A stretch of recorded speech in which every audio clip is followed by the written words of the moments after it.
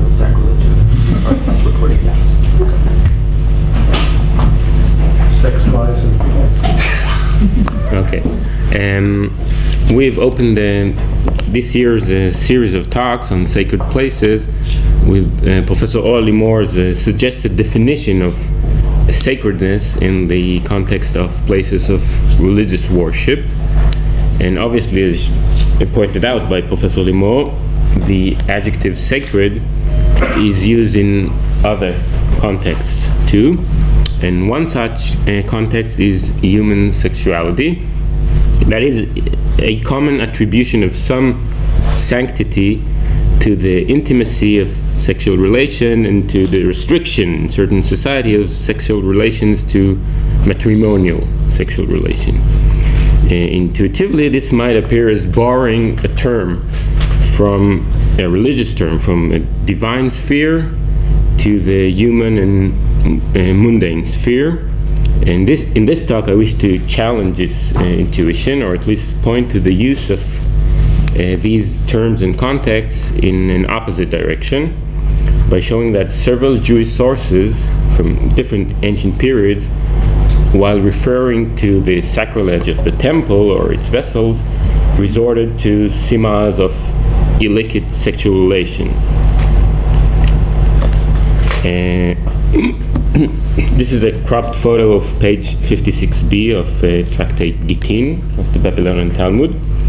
Pages 55b to 58a of this tractate contain a collection of rabbinic legends relating to the destruction of the Second Temple. One of these tales is the so-called Titus tale, which unfolds a deliberate, provocative sacrilege performed by the wicked Titus in the Holy of Holies prior to the destruction of the temple. The tale has several parallels in Tanaitic and Amoraic composition. As we can see, it directs to God a question from Ha'azinu poem, Deuteronomy. Where are their gods? At the beginning of the text. And he said, where are their gods? And quotation goes on. And in other words, God's inaction in the face of the destruction of the temple casts out doubts at his divinity. As argued by Adiel Schremer, this Jewish theodicy crux is voiced in Tanaitic sources, so he supports a Tanaitic origin to this tale. Since Titus burned the temple, we might wonder about the need for an additional provocation. However, the scene in the Holy of Holies is actually Titus' invitation of God for a duel. It therefore had to precede the burning of the temple in order to give God the opportunity to prevent it. In most of the version of the Titus tale, Titus even spells this out. In the Sifra to Deuteronomy, it says, if he is God, let him come and protest, or let him come and protect his son. In the Mechilta to Deuteronomy, in Avot the Rabbi Natan, recension A, you're a king and I'm a king, come and fight with me. In Avot the Rabbi Natan, recension B, I am in his house and in his domain. If he has any strength, let him come and stand up against me. And in Genesis Rabbah, Leviticus Rabbah, and Ecclesiastes Rabbah, Titus compares his acts in the Holy of Holies to waging battle with the king in his own palace and vanquishing him. It is therefore a duel between God and emperor, and apparently unrelated to Judea's resubmission to Rome following the Great Revolt, or the Bar Kokhba War. This triggered Moshe David Hera to argue that the tale originated following Hadrian's decrees of persecution.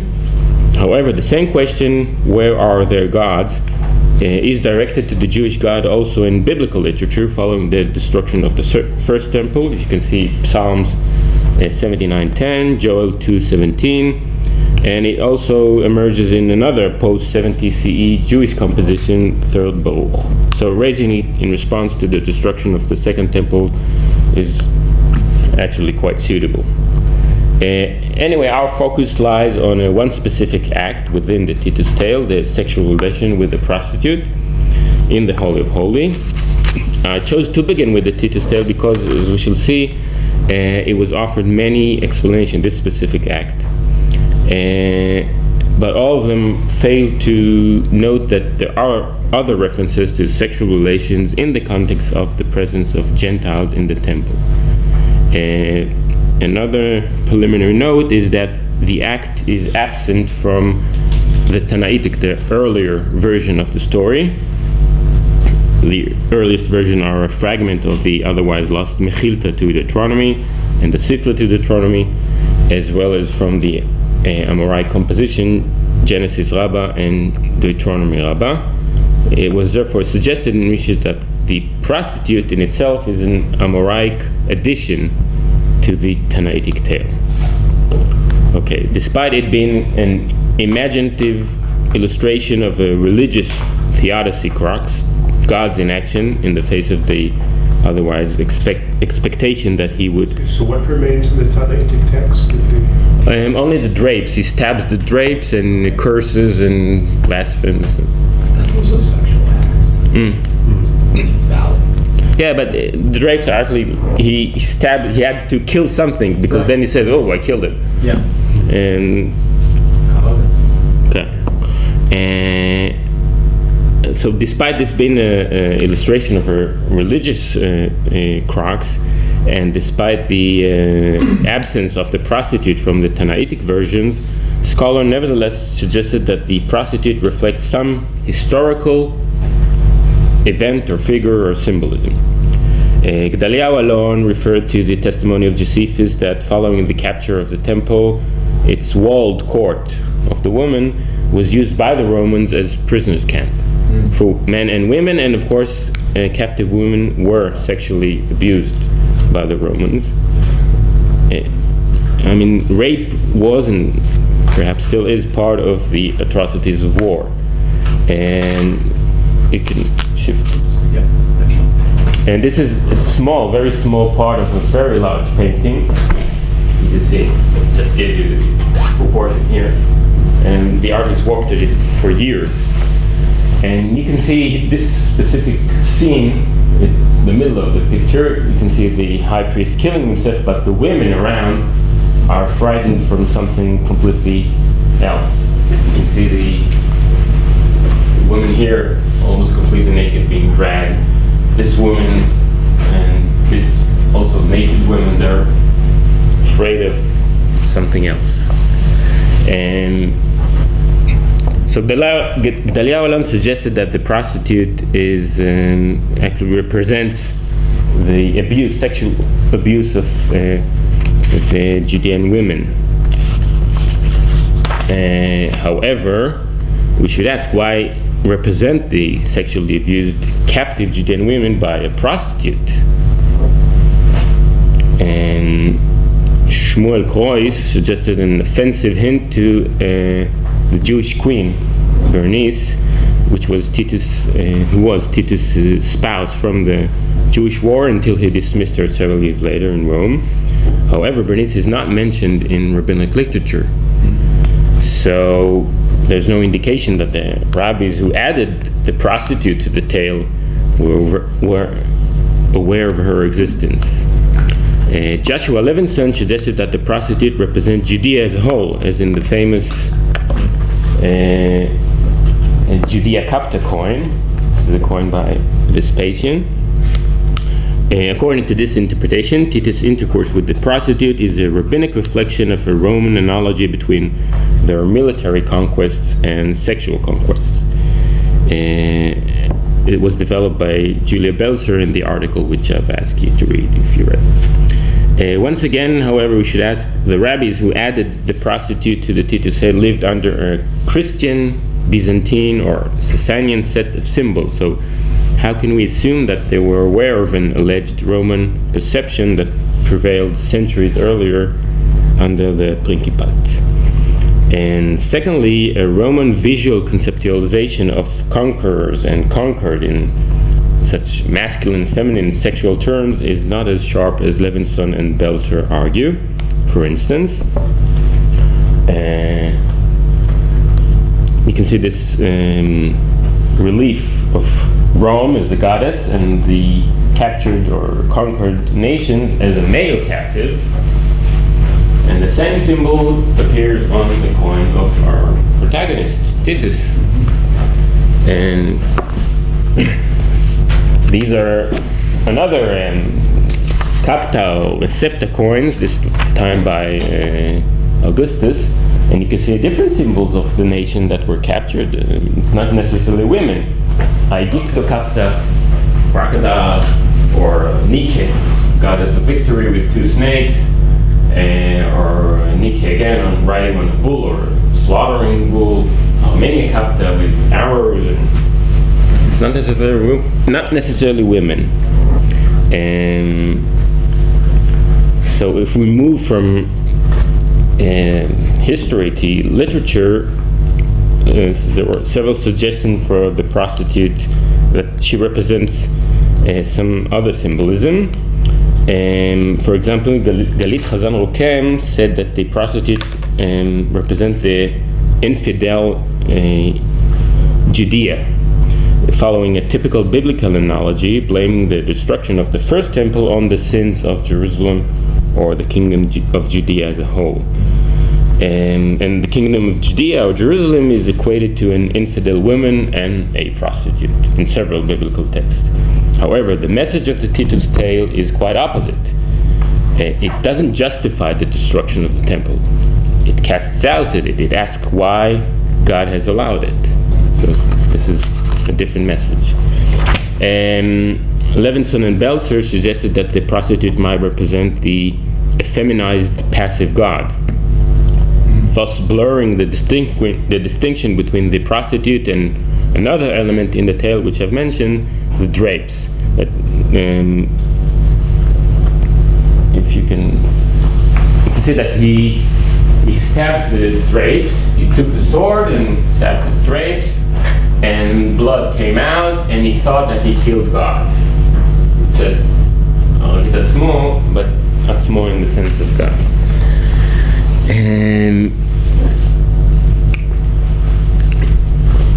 However, I think that associating God himself with the prostitute crosses the line between criticism of God and blasphemy. And at the end of the story, do a spoiler, God wins because Titus died. So if God wins at the end, so saying that he is or is like a prostitute seems to make little sense. The Maharal of Prague suggested that the prostitute symbolizes idolatry. However, see for example, there's a quotation here from Psalm 74:4, Samu ototam otot.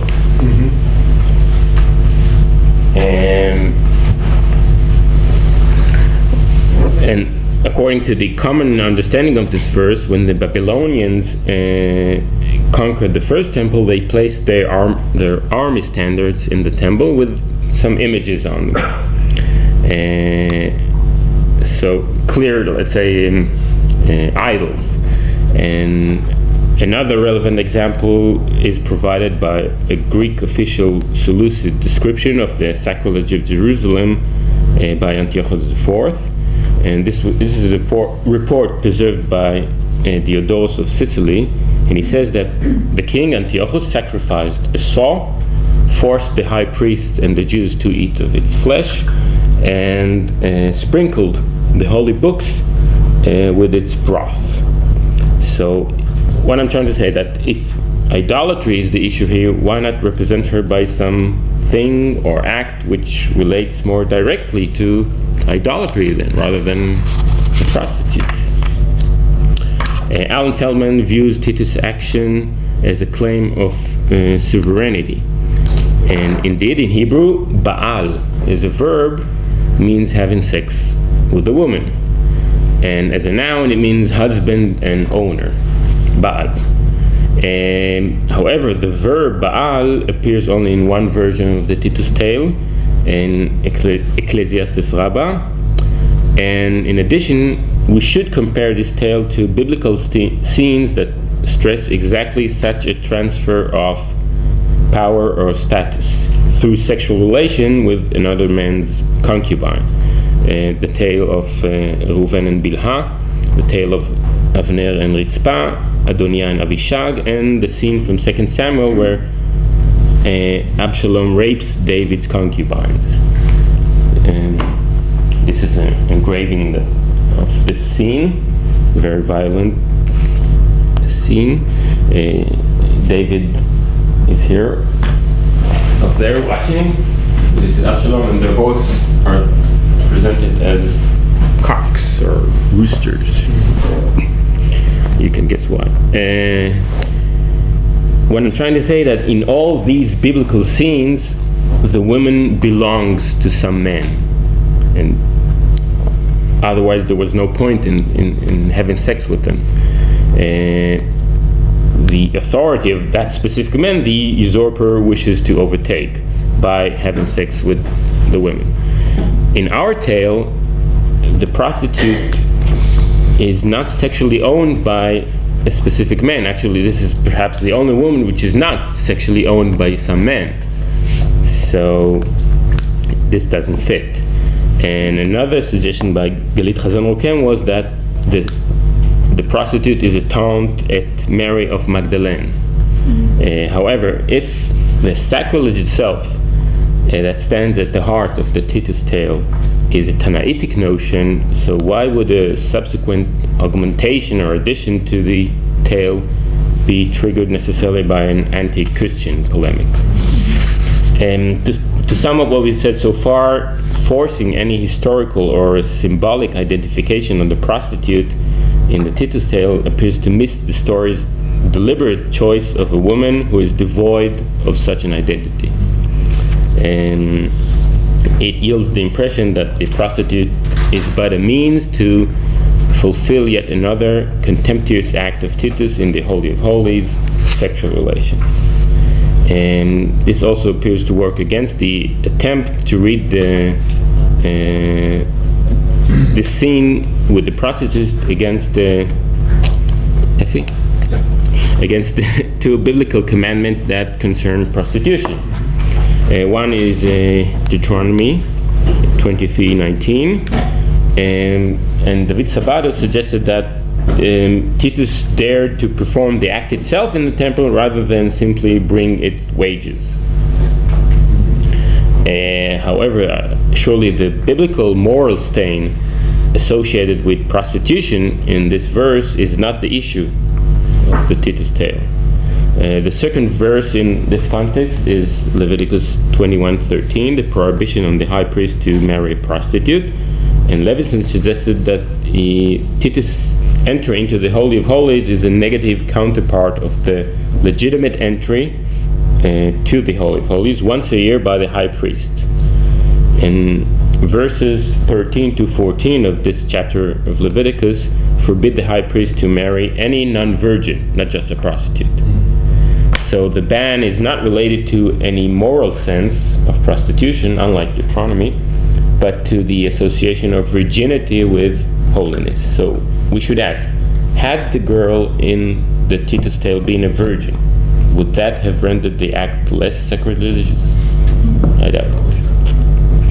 So to sum up, none of the suggestions so far for some symbolism behind the prostitute is practically compelling. So we turn to the option that the sexual act is yet another sacrilegious act alongside Titus's blasphemy and stabbing of the grapes and his contempt towards the Torah scroll. And we should ask, why sexual relations? I mean, for example, why not sprinkling the Holy of Holies with broth of a pig, as Antiochus did? Why sexual relations? And my suggestion is that it chose some morally obscene form of sexual union because contact of Gentiles with Jewish sancta was an illicit union. That is, Jewish law distanced sexual relation, anything that comes out of the male or female genitals from the temple, by labeling it with impurity. However, it also excluded Gentiles from the temple. This is the Herodian temple warning inscription. And in other words, both sexual relations and the mere presence of Gentiles in the temple were a violation of its sanctity. And in order to support this thesis, we should now see that sexual relations are mentioned by various Jewish texts from totally different eras in practically every instance of Gentile contact with the temple. The first text in this group is 1 Samuel 2, verse 22. This chapter provides a preliminary explanation in line with the biblical concept of reward and retribution for the following narrative of the demise of the house of Eli, the priest, and the tabernacle at Shiloh. Verses 12 to 17 are summarized again in verse 29, accuse the sons of Eli of overstepping their priestly privileges by securing for the priests in advance an indiscriminate share of the meat of the offerings. That was their sin. But verse 22 contains an interpolation. And if you can, previous one, this one, yeah. It uses a phrase from Exodus. The women who were gathered or assembled at the entrance to the tent of meeting, and it blames the sons of Eli of also having sex with these women. You suggest that the biblical, are you, Bassam, suggesting that the original verse from Samuel? No, from Exodus? Yeah. Is women and not reflective mirrors? But the original text from Exodus is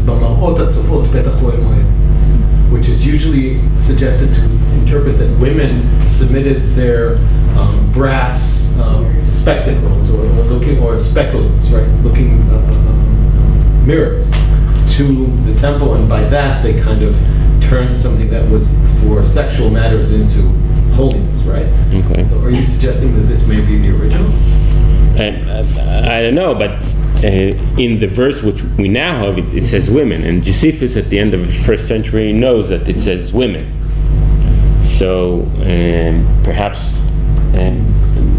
you're right that in the original verse from Exodus said something which is different, but in this context, someone explicitly took something about women, right? And he says ishkevun. I mean, you can't doubt that. And how do we know this is an interpolation? So, a short course on the reconstruction of scrolls from the Dead Sea scrolls. You can see that this is the scroll itself, and you can see at the next line, Va'ishma. So Eli heard Asher, something is missing here. Asher Yasu Banav, his sons, to the children of Israel, and here is Tasu. Okay, so he heard what they were doing for the children of Israel, and there are only you can add only like 1, 2, 3 words max here. Okay, exactly these words. Vayomar lahem lama, and Tasu. You cannot possibly insert all of this here. Right. It's missing. It's also missing from the Septuagint. So we have 2 earlier versions of the text which don't have this. So this is clearly an interpolation. And since Josephus, as I said, he knew of this text, so somewhere in between, during the Second Temple period, someone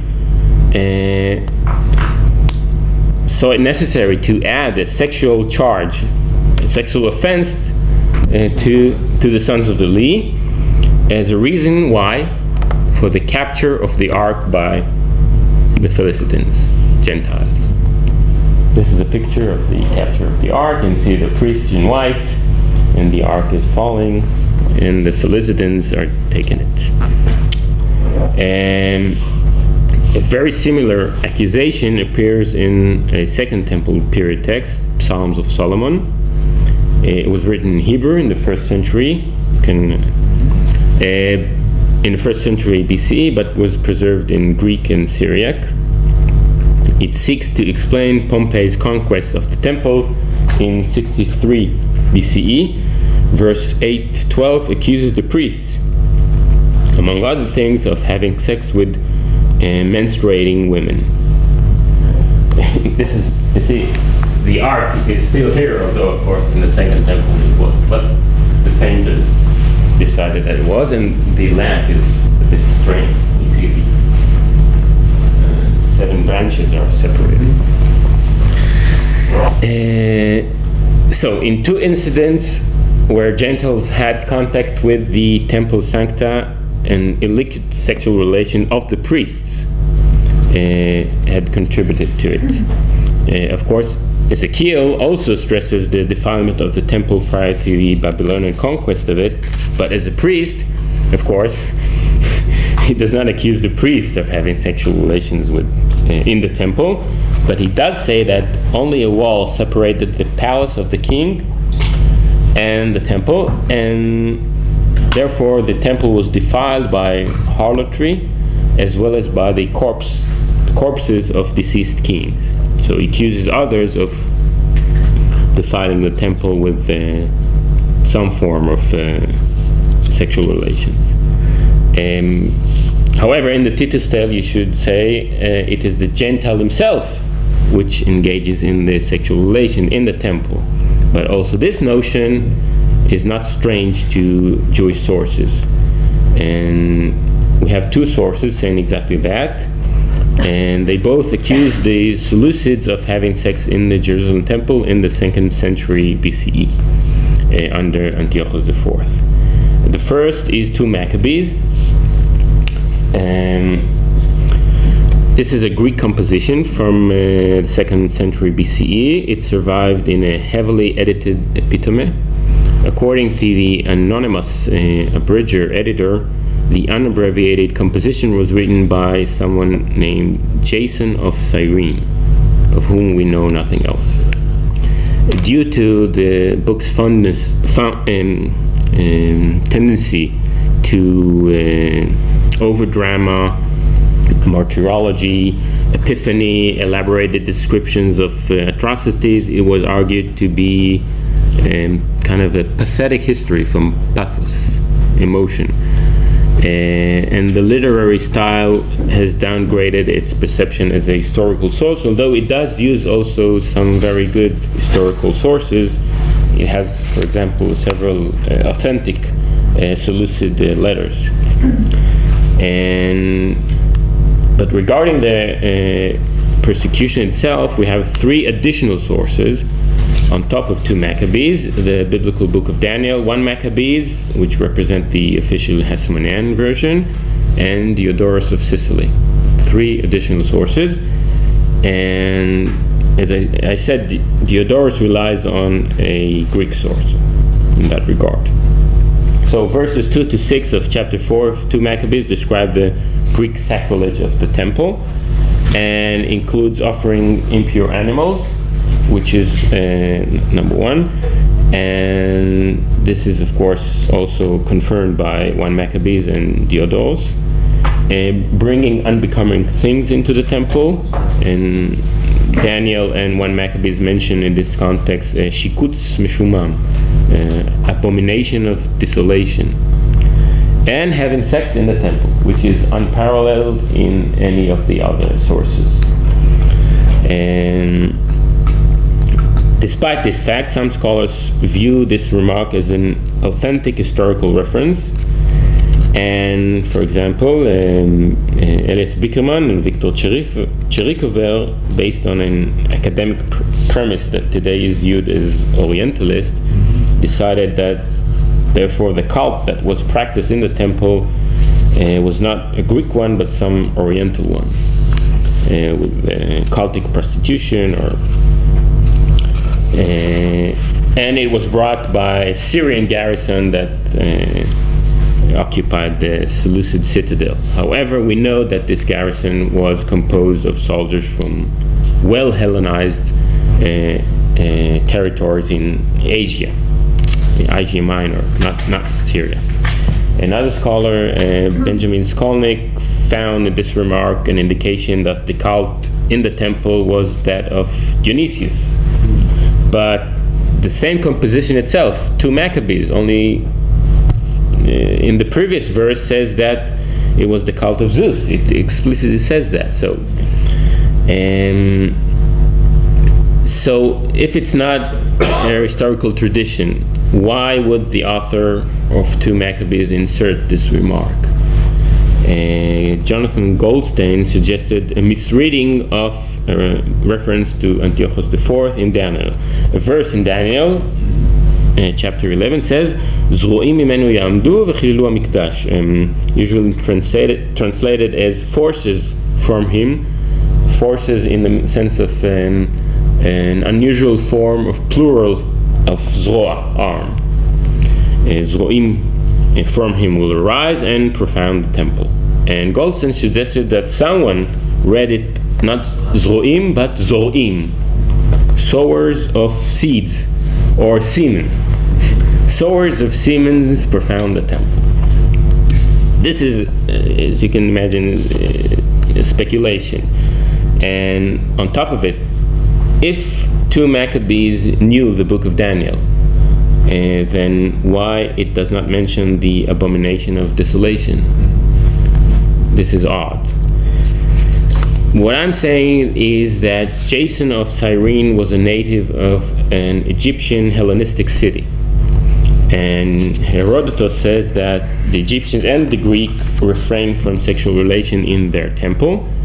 Indeed, concerning the concerning the Greek custom, Greek mythology knows of several stories of acts of rape. For example, this scene, a very famous scene, you can see several vast paintings of it. This is a wall painting from Pompeii. It all depicts the same scene. You can see the statue of Athena and Cassandra grabs the statue, but Ajax drags her away, and she's naked in all of these scenes, and his sword here, especially here and here. And these are very ancient paintings. And Black Figure is very, very ancient, from I think 5th century or even earlier. And then you have Red Figure and, of course, wall painting. And so, and if you can pass another one, and also consensual sexual relation. We have the stories of Atalanta and Hippomenes, which had sex in the temple, and the goddess punished them and turned them into lions and harnessed them to her chariot. And that is why Kibele is riding a chariot with 2 lions. So in all of these cases, sex in the temple resulted in the punishment of the perpetrators by the relevant goddess. And also Herodotus tells of a Persian governor of Thrace that during the Persian invasion he had sex with women in a certain shrine, and the Greeks, after they captured him, they crucified him. And the Greeks don't crucify that often, so they grasped it as a very serious offense. So it is very possible that Jason of Cyrene saw, as a native of a Greek Hellenistic city, saw sex in the temple as an act of the utmost religious sacrilege. And the second source that says exactly that is the Palmas Cholion to the Scroll of Fasting. The Scroll of Fasting is a brief Aramaic listing of happy occasion, forbidding in Ta'anit fasting. That's why it's called Scroll of Fasting, although it should have been not fasting. Dating from the Second Temple period. It contains mostly Hasmonean joyous dates. It was cited by rabbinic literature, and it is accompanied by a letter Scholion in Hebrew in 2 recension named after the location of the relevant manuscripts, Parma and Oxford. The Hebrew date of the 23rd of Mar Cheshvan commemorates the tearing down of some balustrade from the temple. Scholion P, he offers 2 explanation or commentaries. One associates this balustrade with the place built by the Gentiles for prostitutes. This one. They built their place and stood there and placed the prostitutes. And when the Hasmoneans overcame them, they took it away and destroyed the balustrade. The other one concerns a concealment, the Hasmonean concealment of precious stones that were found in the balustrade, which recalls indeed an act that relates to the temple. Since the altar was defiled by impure animals, the slaughtering of impure animals, the Hasmoneans took the stones and concealed them. They didn't know what to do with it because stones usually don't attract impurity. But they felt unconfident of continuing to use this altar, so they concealed it. And we have this in 1 Maccabees and in Mishnah Midot. The Oxford Scholion also offers two explanations. One, that the sorag was used as a fence of a pen for sheep and goats, midu shamtzon, and another explanation, which is really was taken from a different date, the 27th of Macheshvan, regarding a controversy over grain offerings. But none of these four commentaries, is practically compelling. First of all, regarding the sheep and goats, the tzon. As I just said, it was impure animals that were sacrificed during the persecution. Why keep sheep and goats in the temple, therefore? It makes no sense. And of course, the Seleucids did not observe in that context the Jewish requirement of adding a grain offering to the sacrifice, naturally. Regarding the precious stones, it doesn't give any reason for the removal of the balustrade, so it's not a commentary at all. It simply adds another tale to something which is unexplained. Why did they remove the balustrade? And the only explanation here which hints at a certain sacrilege is the prostitute. However, as remarked by Yuval Rosenthal, why would a balustrade from all other construction be used for prostitutes? Why not chambers, and why balustrade? And he also pointed out the similarity of the verb העמידו שמצון and העמידו את הזונות, the verb.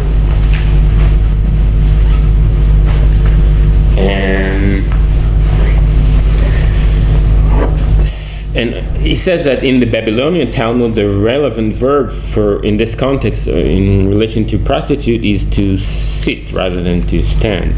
So he concluded that in some way the sheep and goats became prostitutes. And so the prostitutes are some later corruption of a previous text. And also this thing is attributed to Gentiles in general, not to Greeks. And the Scholion often shifts stories from the Roman period to the Greek period. So all this seems to indicate that there was a lack of any authentic commentary regarding this date.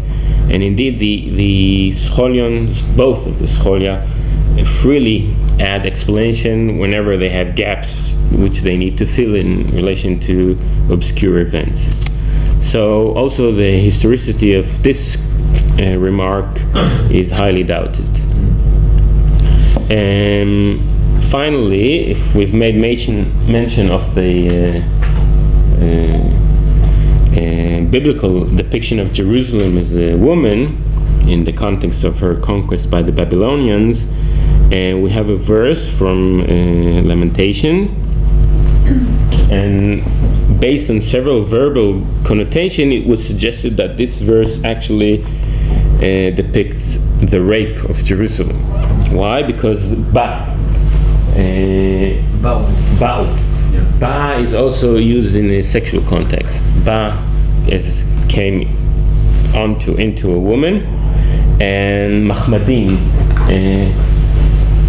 he spread his hand over all of her precious things. But Mahmadim is also used by the Song of Songs to describe the physicality of the male partner, and also an adjective shomema is used in verse 13. I didn't put it here, and it is also used in 2 Samuel 13 in reference to Tamar, David's daughter, following her rape. So perhaps yeah, but originally did okay. I mean, you can ask whether it was understood as a something which has to do with sex or marriage, which is not so sure.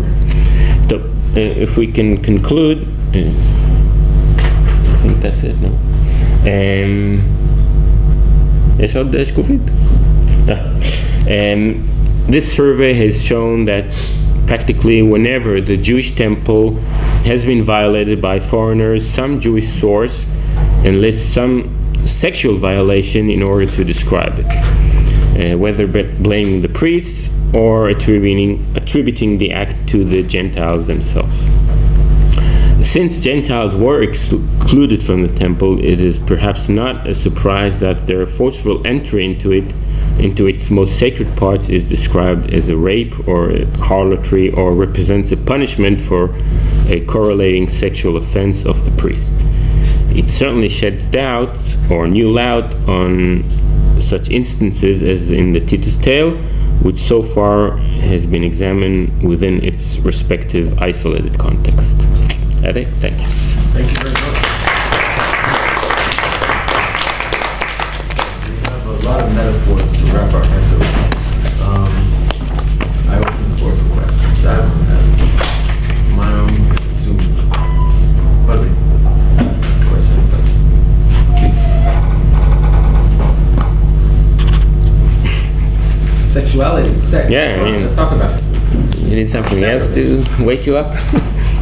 You know, I'm sort of amazed at the amount of imagination that's required by all these different commentators in trying to piece together an explanation of what, you know,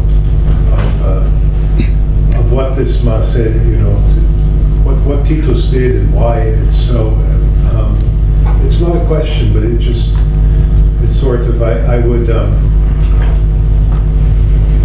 If I were a psychoanalyst, I would look first at who the people are around and what they have to say of the verses. You know, what's on their mind. What's on their minds? Yeah. I mean, if we zoom out, okay, you have right in the temple a kind of a series of well, if not circles, let's say rectangles, right? Of a hierarchy of sanctity, and the closer that one closer that one arrives to the center, to the Holy of Holies, the greater the restrictions on purity and other things. I don't know that they're all made of a single. You know, if we say Esel Kiddushim, there are 10 degrees of holiness. And when we start to break up, say this verse, then you see they're not all of a single cloth. Some have to do with, you know, what offerings do you bring to the temple. Some have to do with which persons are allowed or restricted from coming in. Some have to do with conditions of purity. You know, without going into detail, I'm just, again, that's not a question. My tendency is to, I was always, if you like, seduced by Jonathan Z. Smith and his idea that what it shows about holiness is not some kind of intrinsic property of geography, but rather that to look at the gradations are a projection of the social hierarchy onto territory. So what a verse like Esel Kiddushim, again, you can just treat it as just one of many sources, right? But what it shows is that the temple, in a sense, is an image of society, and what really separates the inner precincts from the outer ones is what is the position of the individual who is allowed to attend within the society. So that we get something like, priests, male Israelites, women, Gentiles, as a way of saying, okay, what's of value in the world? I'm not sure what you do with that. Say that in that sense, you'd say, well, okay, sexual violation of the certain precincts of the temple, and violation of the Am Kadosh, or the Kila Kedosh, it's an acronym of Kedoshim Tiyu, the holy ethnos. the holy ethnos, are both violations of the space of the temple as social space. Okay.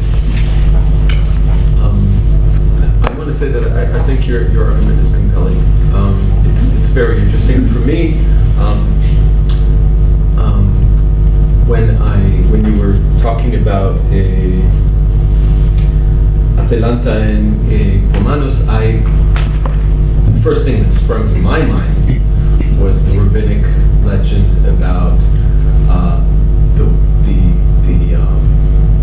attempt to curb Yetzer Hara. And Yetzer Hara is depicted as a lion of fire escaping from the Holy of Holies.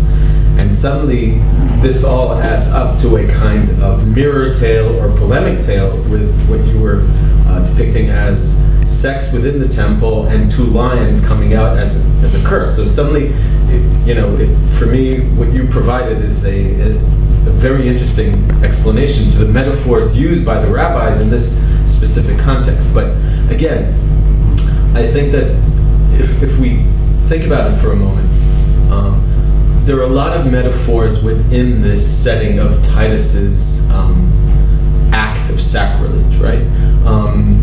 And you mentioned many of them, and I think this can be expanded on because a lot of the, as Jackie said, a lot of the fears, inhibitions, and metaphors living within the mind of the rabbis or of maybe a larger circle of people in Second Temple period appear in this tale, right? Titus not only violates a prostitute, or has sex with a prostitute, he does it on an open scroll of Torah, right? Mm-hmm. And if you imagine an open scroll of Torah, there are also kinds of metaphors that can be invoked, right? Two pillars, open space in the middle, right? So he's doing that. He is using his sword to stab through the curtain, which represents virginity or solemnity or enclosure, right? And it's bleeding. Mm-hmm. Right? So there are all these things that are pouring into. But what is interesting is that even in this tale, and this is kind of opposing what Jackie was suggesting, one would assume that even at the entry point into the temple courtyards, some divine wrath would be invoked, right? Because all these, these beautiful plaques that you showed from the museum in Istanbul that say that no Gentiles are supposed to enter the perimeter, and these are at the extreme ends of the perimeter, right? Mm-hmm. It's Gentiles, and then Israelites, and then pure Israelites, and then males, and then Kohanim, and then the whole, right? So, and the legend cuts right to the chase and goes way into the middle. So, what can you say about that? The fact that Titus is depicted as penetrating the Holy of Holies rather than the extremities. I think that there's something also to say about that. Well, of course, I mean the association of penetrating into also what I've said from Lamentation, when the Babylonians entered this most sacred place where God commanded that Gentiles shouldn't come, shouldn't enter. Yeah. Of course, they shouldn't enter the temple itself. Right.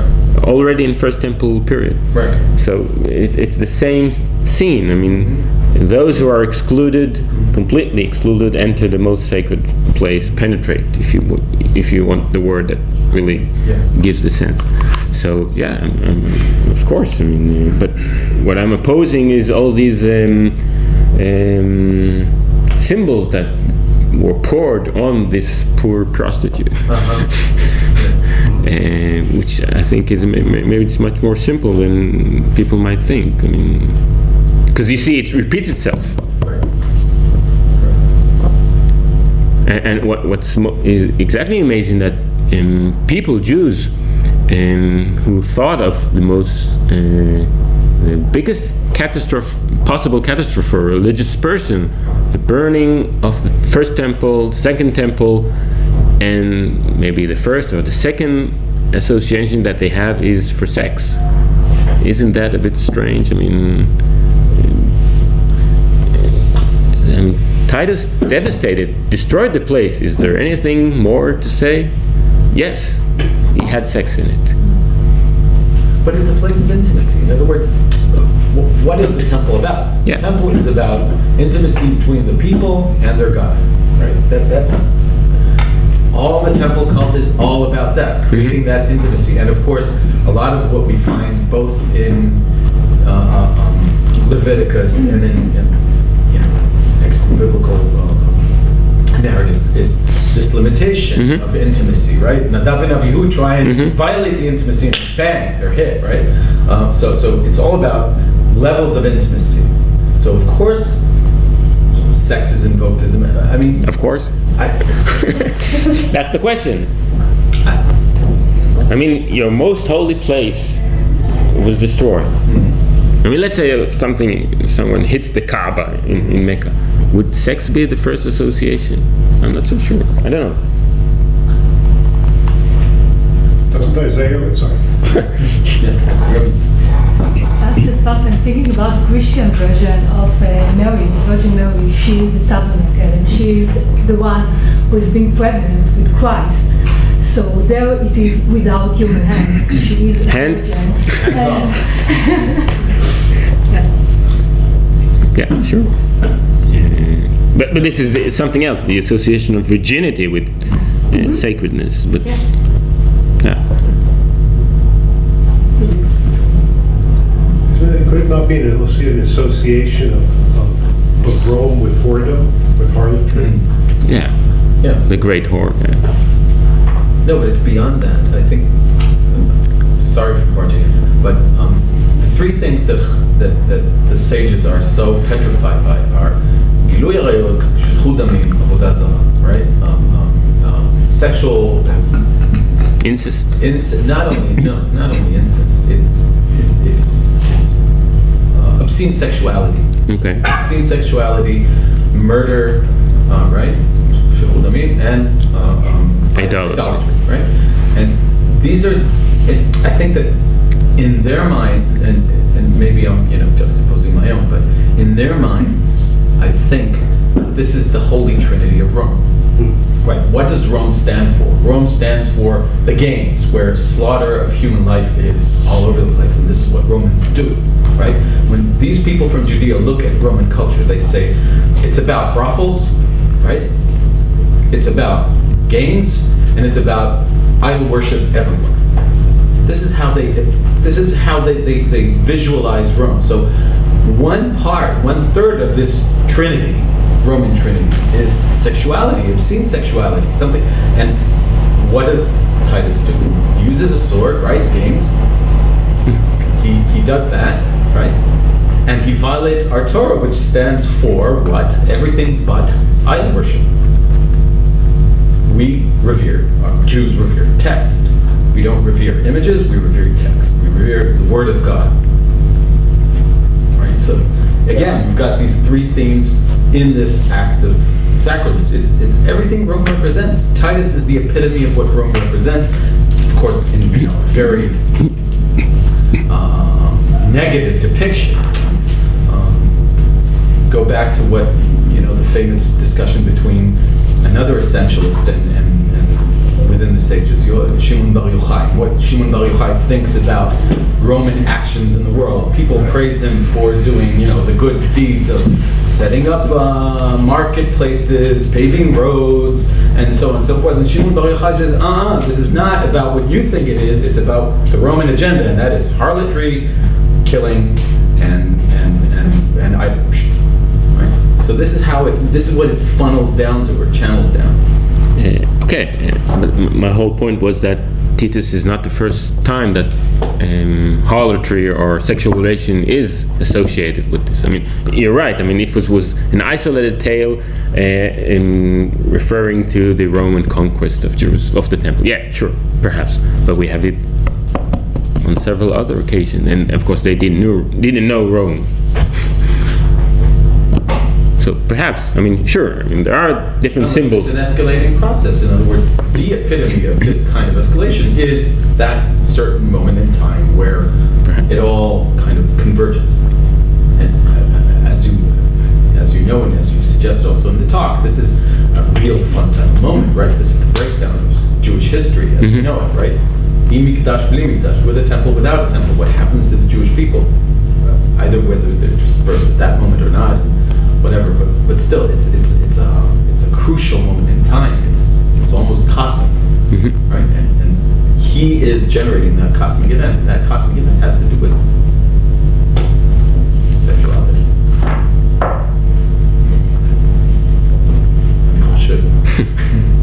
But it could work together, isn't it? To have this pattern of the rabbis of the three cults that you mentioned, and then put into it like an older tradition which is influenced by a Hellenistic background.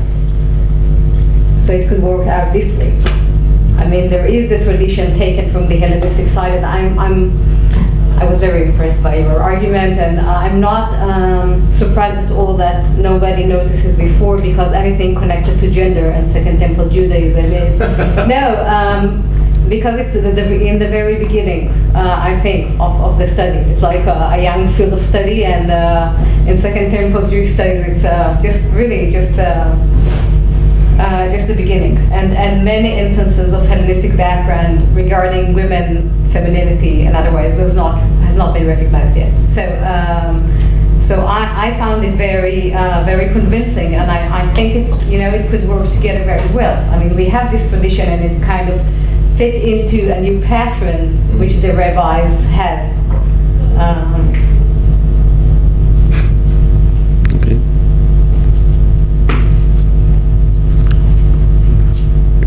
Should I show you some other pictures?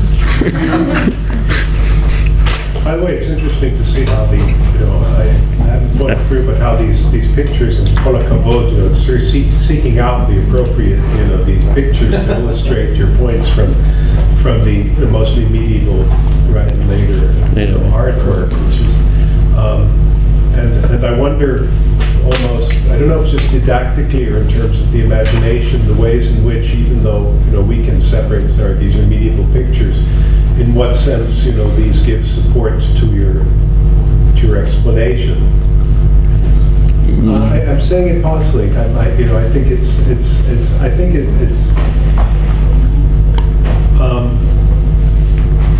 I find it helpful because in the end, what we're talking about is not so much, is not, historical facts of did Titus go in or not go in, but how religious imagination works in developing these stories. So I find that I find that inspiring in a way of using these visualizations that come from elsewhere.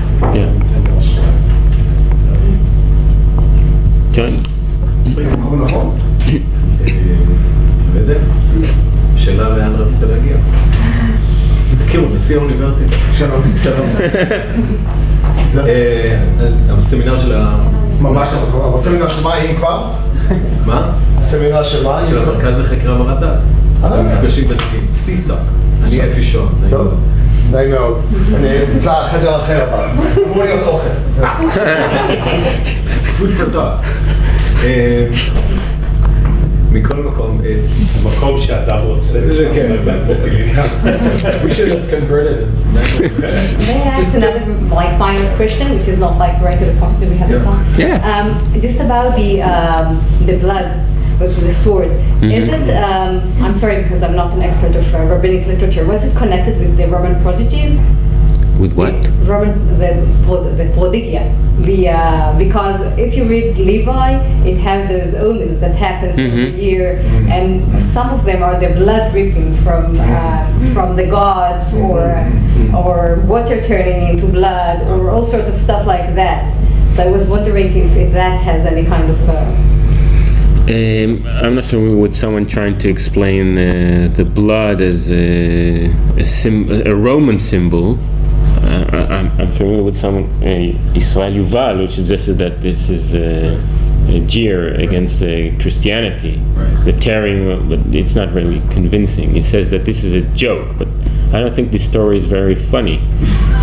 No, really, it's a joke on Christianity. The veil was not really torn when Jesus died, but here is the veil was torn when Titus destroyed the temple. This is the moment that. But it's not really funny, so I'm not sure this is a joke. It's like in the analytic historiography, it's a sign of the anger of the gods when it happens, when all those odd things happens. It's not only blood, but it could be in other ways. I mean, like a baby born with foreheads or something like that. Yeah, there are many omens. I mean, both Josephus and Tacitus speak of many omens related to the destruction of the temple. They heard some noises, and they saw a voice saying, "We are leaving." We in plural. Yeah, and there's a question whether the Romans performed this ritual called evocatio deorum, the evocation of the gods. Before they destroy a place, they ask the local gods for forgiveness. And we're about to destroy your temple, so if you excuse me, or if you could just leave. Non-vacating. Yeah, if you just leave peacefully before we. Sound like Canadians.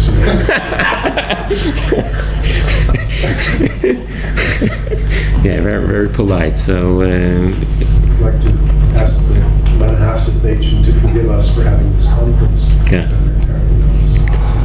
So there are omens, but I will check it about the blood itself. It's very interesting.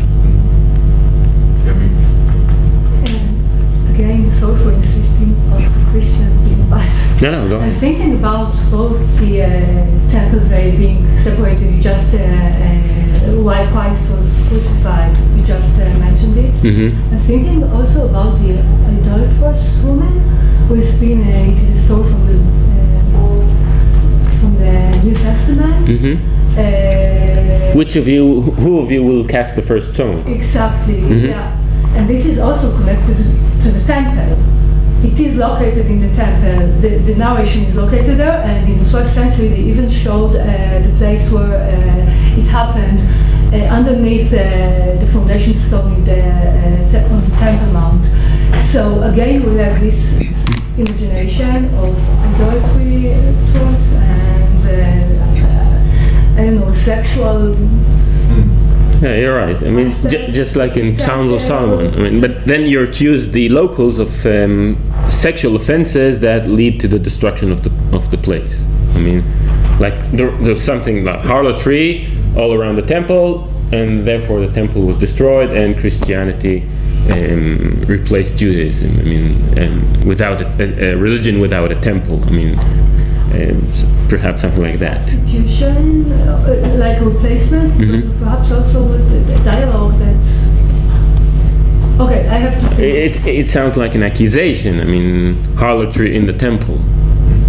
So look what Jesus said itself when he expels those money changers. He says, "You've turned it into a den of harlotry, me'urat paritzim, thieves." Sorry, Thieves. It's a verse from Jeremiah. But the sin there is business in the temple that's being referred to in that context. Over tables of the money changers. Yeah, but paritzin and pritzut, I mean, it's very close.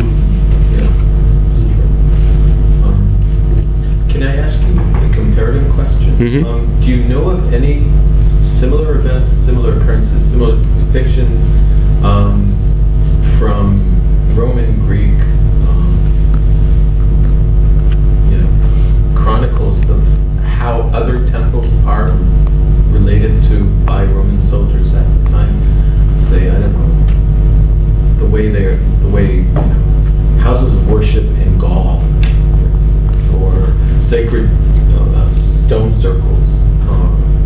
Is any of this kind of sexual metaphor invoked in any other context but the Jewish context?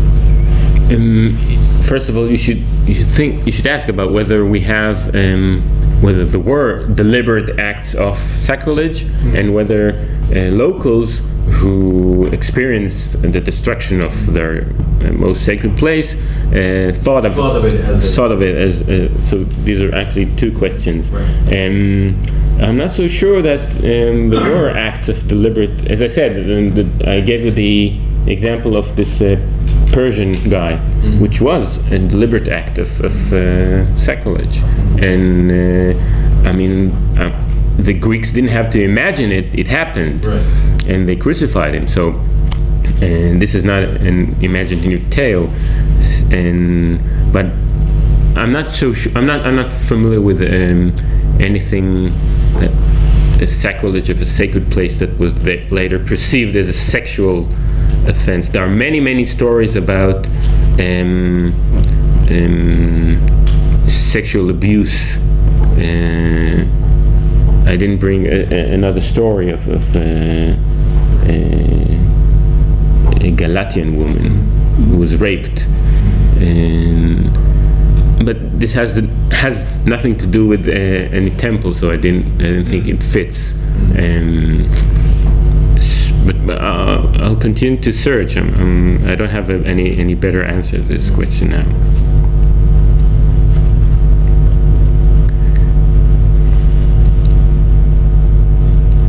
Okay, thank you. Are there? You said, you referred to it back and forth, occasionally in kind of arguing against the other explanations that have been provided. How much do you see that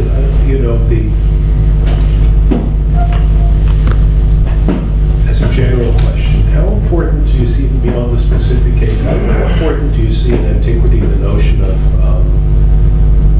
even if it's not violation of protecting the God, the holy place, the honor, and say protection of protection of women? How much do these metaphors, would you say, zooming out rather than in, interplay? Are they common? This notion of honor, male honor vested in the protection of the holy place and the God, and this. Yeah, I know from Roman religion and Greek religion that the virginity. There were Vestal virgins in Rome. There were virgins in the cult of Apollo and Athene, and virginity, of course, and virgins who wove the parochet, the veil of the temple. Mm-hmm.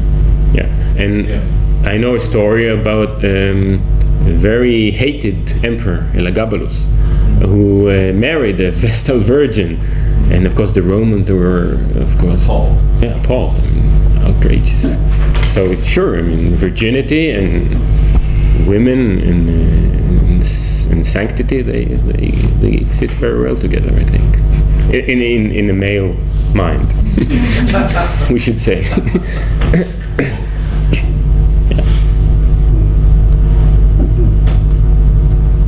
I think just because I'm currently at notion of just how much religious the building, the erection of religious structures are, it seems to me, as much as they are ways of communication with the divine and ways of gathering the community, they seem to be so much of in-your-face ways of saying, mine's bigger, towards someone else who they're in polemic with. And I'm sort of fishing, but I'm wondering if there's anything that's in this that is. There seems to be this kind of male sexualization of these erection of holy structures as a way of saying, right? And I'm wondering how much, if you have any thoughts on it from the material, I'd love to engage with this. Of course, I mean, all these texts were written by male. That goes without saying. I mean, and so I wish I had some text written by a female to know what she thought of the conquest of the temple. I know of other conquests. I mean, for example, the discovery of the New World was often depicted as a sexual conquest. Also, although it was a bit different, because I'm not so sure how indigenous Indian, I mean, Native Americans thought of it as a sexual assault. That would be interesting to look at. Thank you, Matan. Thank you. We meet next week. Erica's presenting, and we're in the same old good spot over there.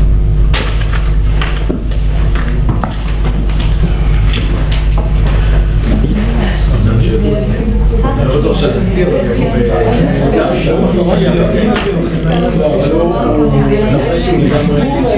היה מאוד מעניין. אני אתר דרך אגב, אני במקרא, באנשי בית שלי. חשבתי עכשיו גם כדי שדיברת שבמכבים יש שם בעצם ציר כזה יותר גדול של מרחב, סקס ומשבר, זה קולקטיב קרייסיס, כי זה מה נכון, זה מה שקורה בתוך המקדש, אבל בחוץ מה שקורה בזמן משבר, בכל ההיסטוריוגרפיה הפתטית, זה אנשים שרצות החוצה, והן גם רצות ערומות במכבים ב'. זה חשופות שלהם, זה אותה סצנה, כן, במכבים ב' ובמכבים ג'. כן. כשהליודורוס עומד להיכנס, אנשים... נכון, במכבים ג' זה הורחב שם, עם יותר קבוצות נשיות. קלות יוצאות מחופתן וכל מיני נשים... נכון, אבל זה... אבל בצורה... יש שם בעצם קשר יותר רחב של כל הציר הזה, נכון? של ההיפוך. של ההיפוך של מה שקורה עם המרחבים, שאנשים, נכון, אמורות להיות socially invisible, גם מבחינת הלבוש וגם מבחינת אמורות להיות, נכון, ב-inner quarters שלהם, וגם מבחינת, כל הזמן מתהפך על הראש. אוקיי, אז את צודקת, גם פה יש איזושהי קטסטרופה דתית, שגבר מדמיין את זה גם עם איזשהו... נכון, אבל בהקשר, לפחות בהקשר היותר ותיק של זה, זאת אומרת, הפרפורמנס היותר, אנחנו הביצוע היותר קדום של המסורת הזאת, יושב בתוך משהו יותר רחב. זה מה שאני אומר, כי זה נכון, של כל התיאור של ההיפוך במרחבים שם. כן, אבל אני אומר, ההיפוך הוא קשור באמת לאיזושהי פגיעה בקודש. נכון, אני מסכימה איתך, אני השתכנעתי ממה שאמרת. כן, לא, אני מנסה לחשוב... מבחינה ספרותית זה יושב בתוך איזה מעגל יותר גדול, של נכון, של העולם מתהפך על הראש. כן, כן. והעולם מתהפך על הראש, בנתר זה בא לידי ביטוי במה שקורה בתוך המרחב. הריצה של אנשים הרי הם לא נמצאים מכבים, יש את זה גם אצל סופרים אצל היסטוריוגרפים רומיים. זה חלק ממה שקורה שהן רצות החוצה. כן. כן, זה רעיון מעניין. לא נורא, אני מאוד השתכנעתי, אני באמת חושבת יש הרבה, זה כל מה שקשור בנשים בבית שני, ובטח בנשים והרקע ההלניסטי, חוץ מכשאני לא יודעת מה, מדברים על יוסף ואסנת, שזה כאילו ברור שזה רומן איזה, הוא מאוד מאוד זנוח. לדעתי יש הרבה דברים עוד שם שלא... את עוסקת במיניות בהקשר של מקרא? זה הפרויקט הצדדי שאני לא עובדת על מקרא. למרות שאת במקרא, לא? אני במקרא, אבל אני האוטסייד האוטסיידרית של בית שני, הדוקטורט שלי היה נורא. סליחה, גם אני רצה רק להגיד לך שממש רצה מדהימה ולמדתי מלא, תודה. שלח לך תמונות. לא, עכשיו אני עובדת על היסטוריוגרפיה ועל... זה הפרויקט, אני קוראת לו המיינון פרויקט, זה הדבר שאני נהנית ממנו שהוא בלי תאריך היעד, זה הג'נדר. אז אני, כן, אז אני מוצאת את זה יותר ויותר. זאת אומרת, יש כל התיאור של שרה, נגיד, במגילה החיצונית לבראשית, זה בנוי על דפוסים של, זה בנוי על פיזיוגנומיה ועל תפיסה של מה זה אישה יפה בעולם ההלניסטי. התיאור של הקלות במכבים ג' בתהלוכה הזאת, כשהם צועדים שם לעבר הספינות, נכון, יש שם תיאור במכבים ג' שהם צועדים לעבר הספינות שיקחו אותם להיפודרום באלכסנדריה כדי שהפילים ידרסו אותם. כל התיאור שם של הקלות והחתנים הוא יושב על טופוס יווני של חתונה ומוות, כל התיאור שלהם עם הראש הלא מכוסה, יש בעצם הרבה יותר, זאת אומרת, מבחינת אתה יודע, אני לא עובדת על דברים אחרים, אבל בגלל שעבדו על מגדר כל כך מעט בבית שני, והיו כל הזמן עסוקים בקומראן, כן היו נשים או לא היו נשים, נכון שזה מה שמעניין את החוקרים הנוצרים בגדול, אז המון דברים בעצם לא עבדו עליהם, בכל מה שקשור במגדר בספרות בית שני. אז גם בהיבט הזה, גם כאילו בשאלה של העומד שמאחורה. כן, לא, את צודקת שבאמת... בקיצור, אני מאוד משתכנעת, זה מאוד יפה, כן, כן? השאלה אם זה באמת, זה כאילו בגלל שגברים יש להם תפיסה כזאת, אפילו כחולה הייתי אומר, או שהם מחברים דברים כאלה לפגיעה, כאילו בתפיסה הפטריארכלית שלהם, נשים הם הדבר הכי רכוש, הכי זה, ואז פגיעה בקודש, האסוציאציה הראשונית שלי זה גם פגיעה באישה, או שזה... אני חושבת שזה נורא הגיוני שהם ציירו, אתה יודע, שמה שאמרת, שהם ציירו פגיעה במקדש, באופן שבו, בתרבות הדומיננטית שהם חיים במציירים, כן, לתאר פגיעה במקדשים, זאת אומרת, למה לא? זה העולם שהם חיים בו.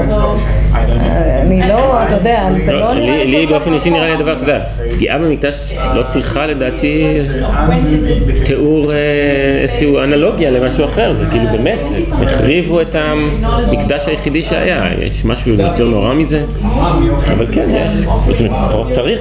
אבל אני חושבת שזה, נכון, זה איך אנחנו מספרים סיפור, או מה, בין היתר, או מה הפרטים שנחוצים כדי שהסיפור הוא ישב טוב בעולם שאנחנו חיים בו, וזה חלק מהעניין, נכון? כי ככה מספרים, כי זה מה שנכון כמו שהראית. לא יודע, סתם אני אומר, היית מתארת את ספטמבר 11 בתור פגיעה מינית, לא יודע, זה קטסטרופה מספיק גדולה. לא, אבל זה אתה צריך לשאול למה היוונים, זאת אומרת, השאלה שלך היא נוגעת, נכון, ולמה במאה החמישית לספירה, כמו שהראית בקדים, תפסו את זה בצורה כזאת, כן, ושם הולכת השאלה שלך, למה כבר היהודים מתארים את זה בסדר, כי זה כבר שם, כאילו... כן, זאת אומרת שזה כבר, אוקיי, בסדר. אתה יודע, שהם לא צריכים ניתוח... הם לא צריכים לשאול את השאלה הזאת, בשביל זה היה goes without saying. שזה, כן, זה מוטיב לעולם סביבם, וזה, אני, אתה יודע, אני כבד לפעמים כאלה, לאו דווקא על מגדר, אני דיברתי על זה טקסט של יוספוס שהכניס למשה לפה איזה נאום לפני 10 הדיברות, כל התיאור של הברית שם, שאיך שמשה מדבר, זה מינוחים שלקוחים מהשבועות נאמנות שהיו בעולם ההלניסטי ואחר כך לקיסרים הרומים. עכשיו, כל מיני אנשים בחדר נחנקו כשהעזתי להגיד כזה דבר. מה פתאום? יוסף, כאילו, למה? יוסף זה כל כך מאוחר, מלא היית אומרת. הוא מאוחר, הוא חי איזה 20 שנה ברומא, השבועות נאמנות האלה מצאו אותם באינסקריפשנס, זה לא נכון, מגילות אנקריפטיות מוחבאות בזה. אבל אני לא יודעת, בכל מיני מקומות יש לי הרגשה שלא רואים את זה, עוד עומד שם באופן, אני חושבת, אתה יודע, לא אומרים את זה בכל רם, אבל אני חושבת שאיפשהו עמוק עומד שם איזו תחושה של אם זה יהודי, אז זה לא יכול להיות גם, כן, זה לא יכול להיות עם השפעות חיצוניות? כן. I would וכאילו זה התחושה שלי בכל מיני מקומות, זה גם, לא יודעת, אתה מכיר את קדמוניות המקרא? את פסאודו-פיילו? כן. הפירוש של ג'ייקובסון, כשאתה קורא את הפרטים, הוא מביא המון נקודות, לפעמים זה ממש תלות ספרותית, במקורות, אני יודעת מה, בווירגיליוס, כל מיני כאלה. אתה קורא את ההקדמה שלו, לא ברור אם הסופר, אבל הוא כתוב בהקדמה ככה, שלא ברור אם הסופר הכיר באופן ישיר, או אולי הגיעו להם כל מיני דברים, ועוד איך, זאת אומרת, אתה קורא את ההערות, ועוד איך הכיר, אתה לא דרך אחרת אם הוא משתמש בלשון של וירגיליוס. אבל זה, אני לא יודעת, אני לפעמים מרגישה שיש עוד... צריך לנקות קצת פטריוטיזם, או לא יודע מה... כי יש שם איזו אג'נדה כזאת שלא, כן נכון, זה כאילו לא מדעי להגיד אותה, אז לא אומרים אותה, אבל שם, בכל מיני... לא אצל כולם, בכלל לא אצל כולם, אבל זה משהו שהוא מאוד נפוץ במדעי היהדות בכלל, ממעמד שאתה יודעת, בסוף המאה ה-19, יותר המאה ה-20, התייחסו לכל טקסט יהודי, אני עסקתי בזה בהקשר של מכבים א', שזלזלו בזה בצורה ממש, כי היו ממש חוקרים שהיו אנטישמים במוצהר, שאמרו שיהודים לא יכולים לכתוב היסטוריה וכולי, ואחר כך כותבים ציונים, למרות שבאמת יש דברים בטקסט שהם לא הגיוניים לחלוטין, הגנו עליו. זאת אומרת, למשל עסקתי באיזשהו קטע במכבים א' שהוא מכתב מזויף, בבירור מזויף. וחוקרים רציניים מאוד, מנחם שטרן, אמרו לא, הוא אותנטי. ולא יכול להיות שהם לא ראו שהוא מזויף, אבל משהו, אתה יודעת, לא יכול לזה שגם, כן, יהודי יכול להכניס זיוף, מה קרה? מה קרה? מה הדבר הנורא? כן, זה משהו שהוא עדיין בעיה, לפחות הייתה, את אומרת שעדיין קיימת, של התייחסות לא לגמרי אובייקטיבית לדברים כאלה. בסדר, אנחנו אף פעם לא אובייקטיביים כנראה. נכון, אבל זה עוד פעם, אני אומרת, גם לא אצל כולם, אבל זה קיים באוויר, ואז בטח במקום שהוא נידח, כי נשים זה לא חשוב, זה מין משהו, זה ממש ככה. לא חשוב, אבל באמת לא חושבים. ובתפיסה זה מין, נכון, זה תבלין, זה פיקנטי.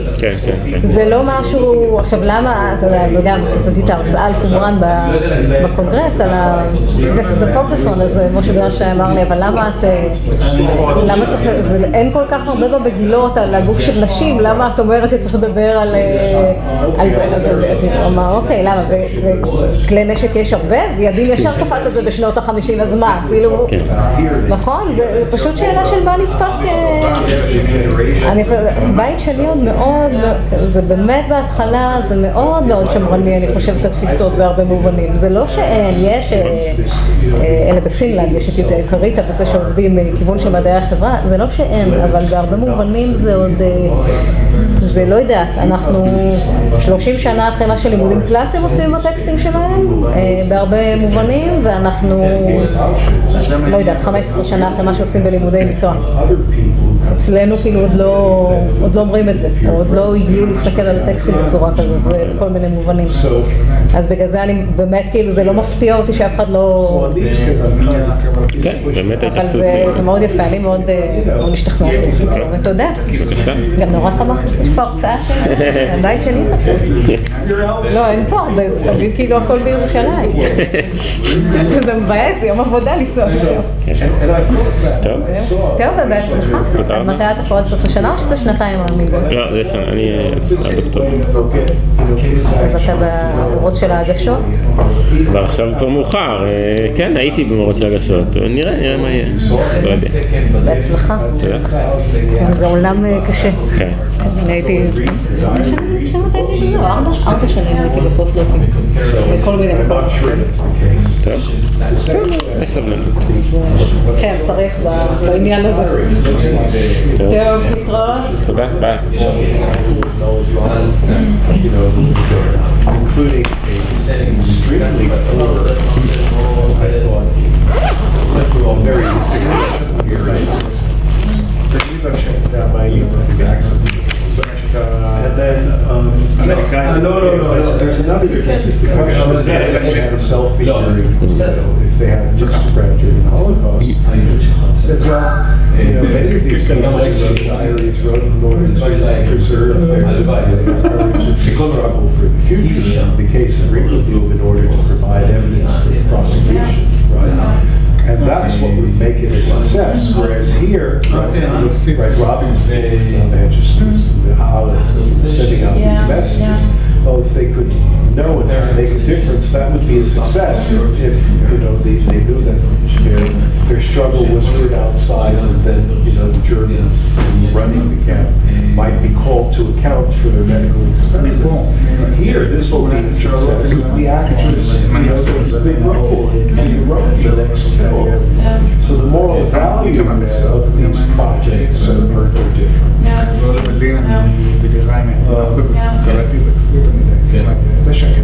Yes, also only one representation among many other themes that, like you say, this she became big in this role as being Levi's Holocaust memorial, and then it's one story among many, and it's not singled out I had something else just the other day, I guess we in a frequent conversation.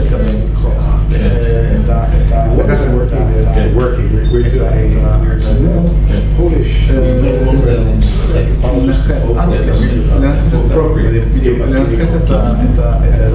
she worked, she did an article on looking at the wars of the 50s and 60s, where she lived there, she grew up there, the project. And then more recently she worked on museums and crafts. So she talked about she was asked both of us to give together a talk of the embodied heritage. One of the things you suggested was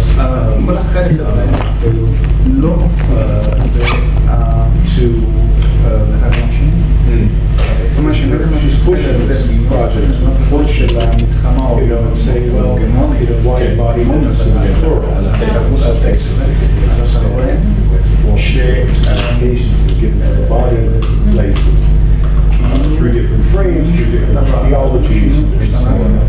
But also she asked me, okay, let's talk about, I want to talk about the ways people move toward, the ways people engage in craft as and she said, well, talk to me, think about this, talk to me about guiding what do you do, what are the skills that you need, how do you transmit them, what are the and that I thought was very interesting to think about and to look at. תודה, מתן, אני נהניתי מאוד. אפשר ללכת עם זה עוד ועוד ועוד, ולדעתי יש פה פוטנציאל מאוד. Which we really didn't do. We didn't do it because אל תסיים, זה לעצור בחצי הדרך. כל כאילו סיפור, תסתדר, אם אתה רוצה באמצע. I'm only invoking the metaphors you're going for. וזהו, זה הכל.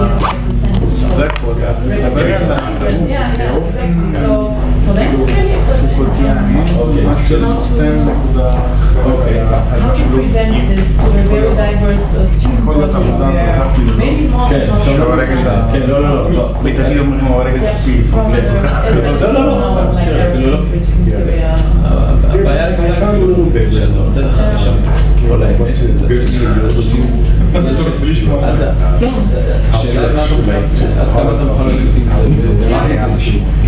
Accept responsibility in order to be German. רציתי רק להציע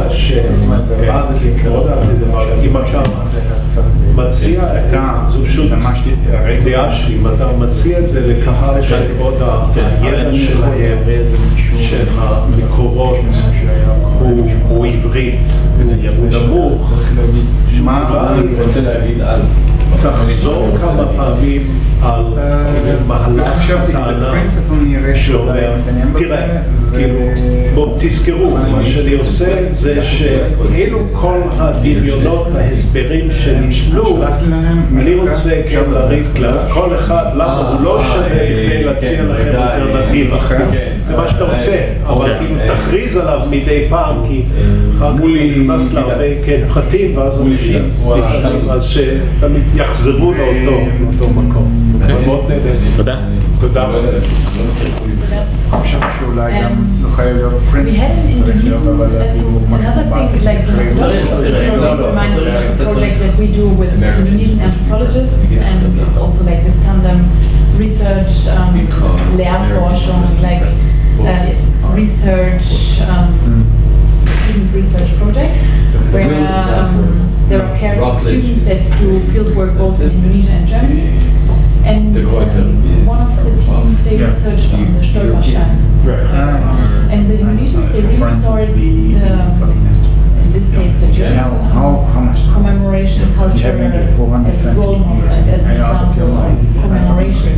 And $420. She did a master thesis on it, and then she compared it to the only problem very, with American pretty much universities non-existent is that if commemoration you of have the bilingual Chinese, texts, the killings of Chinese people, especially with Greek and she thought that the German commemoration, which in the Stolperstein, that it's essential, that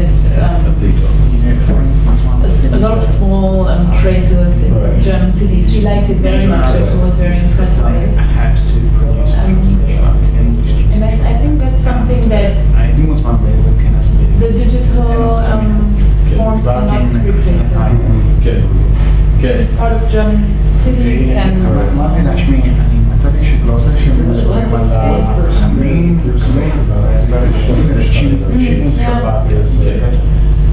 There's someone working doing there's the whole question of I mean, you go from Cambodia. And then also the Stolpersteine are not everybody likes them. They do not have them in Munich, because in Munich there is a large opposition towards them. They do not want to have the names of the victims on the ground. What's it? I mean, it's interesting. There was local shop owners who objected to having Stolperstein. Said they put up something else, a plaque across the street and of course, if there are those who think that, why is the only way to remember to put money into good time? Churches drop the ball on that altogether.